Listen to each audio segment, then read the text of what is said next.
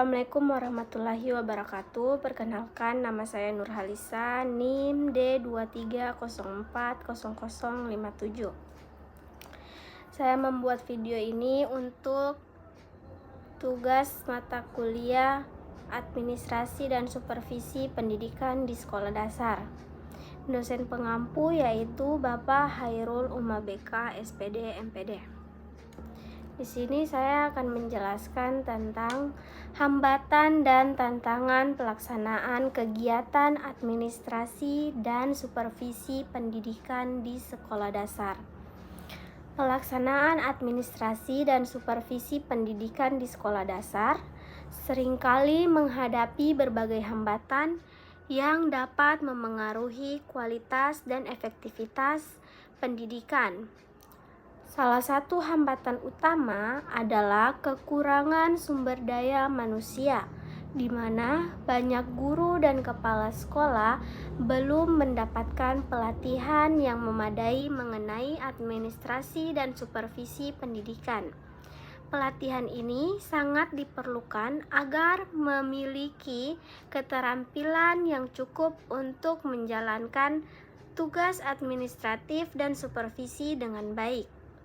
Tanpa pelatihan yang tepat, banyak proses administrasi yang dilakukan secara manual dan kurang efisien, yang pada akhirnya akan memengaruhi kualitas pendidikan yang diberikan. Selain itu, tantangan lainnya adalah beban kerja yang cukup besar bagi guru dan kepala sekolah. Banyak guru dan kepala sekolah yang tidak hanya harus mengajar, tetapi juga mengelola berbagai tugas administratif seperti mengelola data siswa, menyusun laporan, menyusun jadwal pelajaran, dan melakukan pemantauan terhadap perkembangan siswa.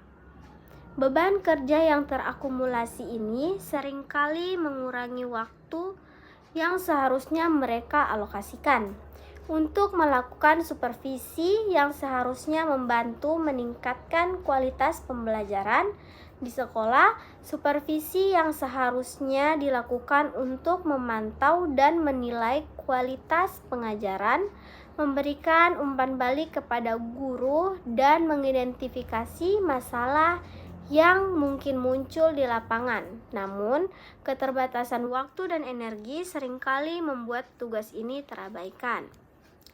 Selain itu, ketidakmampuan untuk melakukan supervisi secara efektif juga memengaruhi perkembangan kualitas dan pengajaran dan pembelajaran.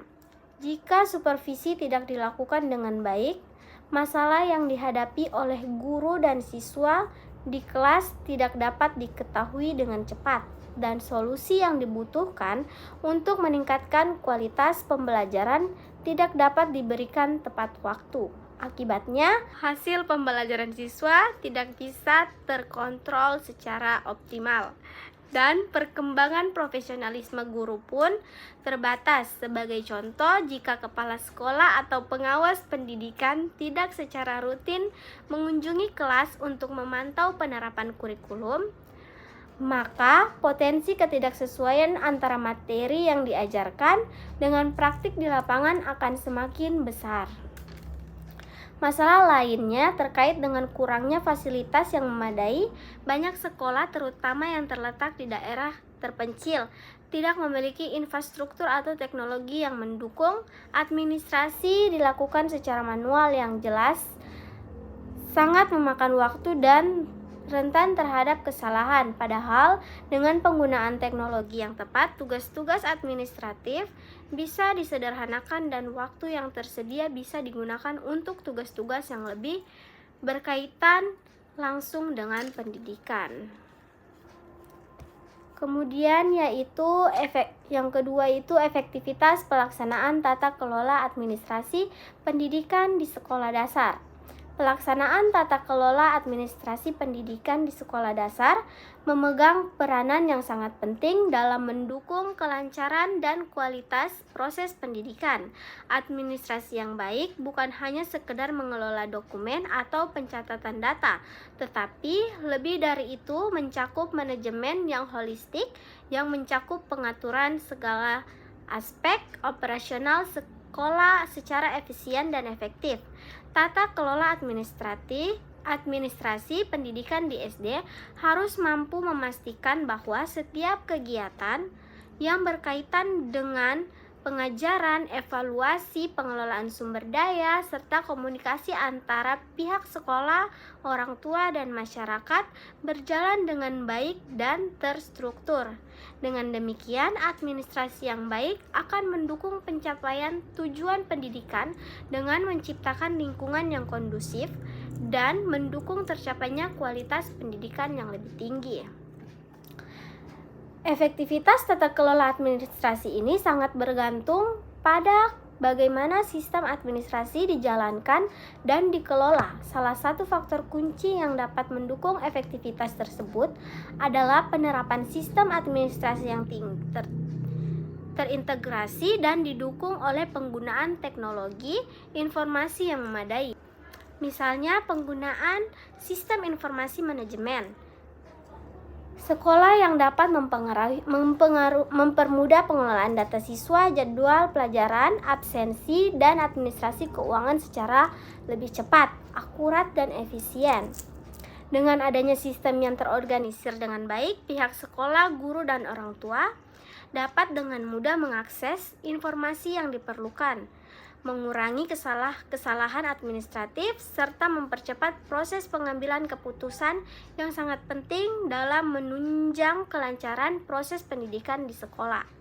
Selain itu, peran kepala sekolah sangatlah vital atau sangatlah penting dalam memastikan kelancaran tata kelola administrasi. Sebagai pemimpin di tingkat sekolah, kepala sekolah diharapkan dapat merancang dan mengawasi prosedur administrasi dengan baik. Mereka perlu memastikan bahwa staf administrasi menjalankan tugas sesuai prosedur yang telah ditetapkan serta melakukan evaluasi secara berkala terhadap proses administrasi tersebut. Kepala sekolah juga harus mampu memastikan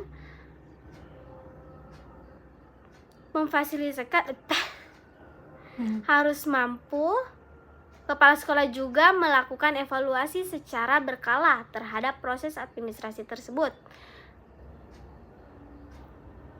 Sekolah dapat menciptakan iklim kerja yang profesional yang pada gilirannya mendukung terciptanya budaya sekolah yang transparan, akuntabel, dan efisien. Kepemimpinan yang bekerja sama lebih baik dalam mencapai tujuan bersama, yaitu meningkatkan kualitas pendidikan secara optimal. Kemudian, kriteria keberhasilan lembaga pendidikan di sekolah dasar. Keberhasilan sebuah lembaga pendidikan pada tingkat sekolah dasar SD dipengaruhi oleh berbagai faktor yang saling berinteraksi dan saling mendukung. Di antaranya faktor-faktor tersebut terdapat proses pembelajaran, perkembangan siswa, dan kualitas lingkungan sekolah. Salah satu indikator utama dalam menilai keberhasilan pendidikan di sekolah dasar adalah sejauh mana tujuan kurikulum dapat tercapai. Pencapaian kurikulum akan diukur tidak hanya dari pemahaman materi oleh siswa, tetapi juga dari kemampuan siswa dalam menguasai kompetensi yang ditetapkan oleh standar pendidikan yang berlaku di tingkat SD atau sekolah dasar. Keberhasilan pendidikan tidak hanya berfokus pada aspek akademis, tetapi juga mencakup pengembangan keterampilan dan karakter siswa. Hal ini sejalan dengan tujuan pendidikan dasar yang mengedepankan tidak hanya penyampaian pengetahuan, tetapi juga untuk membentuk individu yang seimbang dan aspek intelektual, emosional, dan sosial. Mungkin itu saja dari video saya, lebih dan kurangnya mohon dimaafkan. Saya akhiri dengan ucapan wallahu muwaffiq ila aqwamit thoriq. Wassalamualaikum warahmatullahi wabarakatuh.